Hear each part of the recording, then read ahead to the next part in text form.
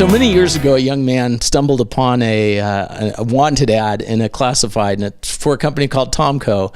And I wondered, who is Tom and what's his co? Well, we're here today with Tom Olson, the founder of Tomco and founder of many other companies, most recently Olson Technologies. Tom, you made a lasting impression on me as well as many others, and you've been in electronics for many decades. Why don't you give us a little bit of history of what got you started? Looking back, kind of what's your earliest memories, going way back? Oh, as far as curiosity in electronics and things like that, I had a long time interest in tinkering with anything. I was fascinated with chemistry.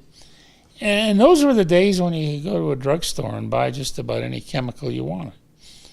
So I used to make gunpowder, and I made fuses that you could light and watch the spark trail off. And just all kinds of different things. And then, I can't remember the exact age, but I was probably 13 or 14 when Mr. Cole, one of my father's work associates and friend, Mr. Cole was probably 5'1". His wife was 4'3", but he was one of these guys. He had this crew cut, high squeaky pitched voice. He was a machinist and tool and die maker like my dad. They worked together. And I guess they were high school friends too. But anyway, he was a hobbyist. He had every hobby under the sun.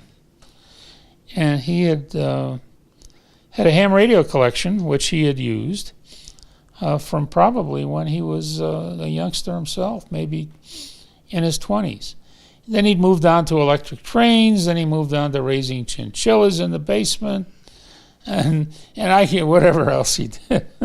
Anyway, he calls me one day and said, I've got some stuff. Can you have your dad bring you over with his car, and you can have it.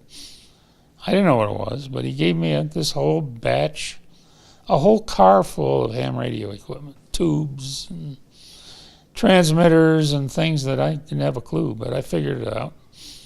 And I actually was able to figure out how to transmit, although I never had a license. And that was probably the beginning, but did other things. My brother had a buddy that lived over the other side of the fence, and I remember taking 2 old speakers I found in somebody's garbage can and hooking them together and making an intercom with some wire over between him and his buddy's bedroom. Did all those kind of things, but that was my first, it was my first inclination that, this might be something that